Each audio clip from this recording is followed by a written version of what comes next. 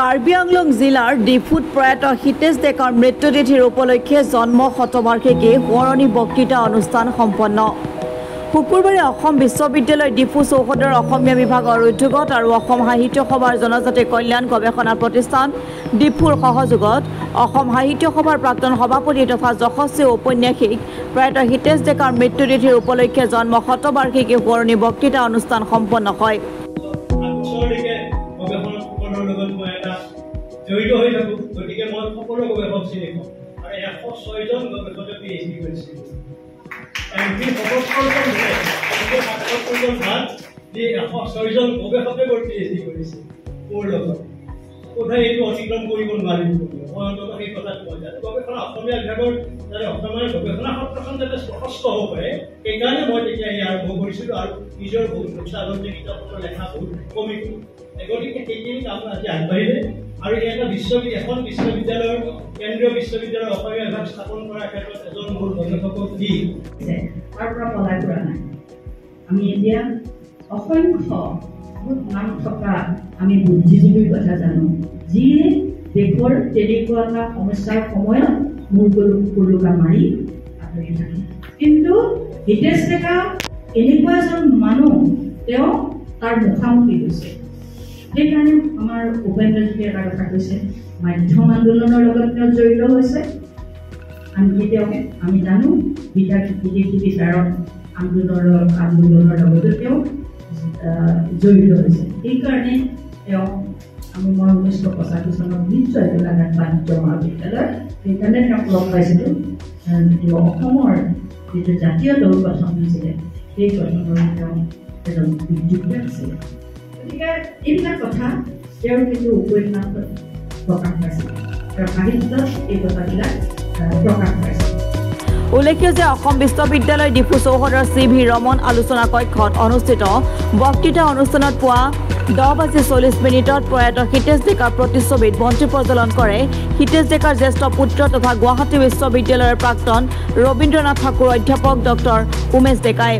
সভাপতিত্ব কৰে অসমীয়া বিভাগৰ মুৰব্বী অধ্যাপক ডক্টৰ কুসুম বৰবৰুৱাই।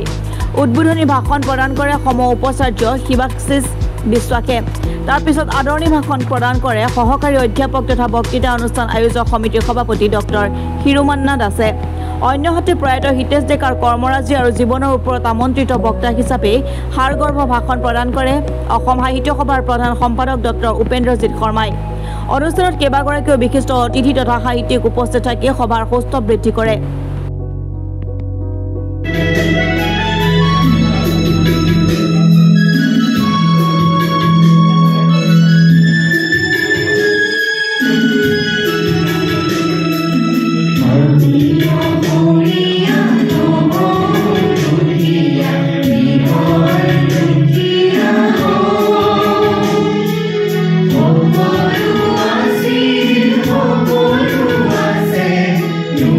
You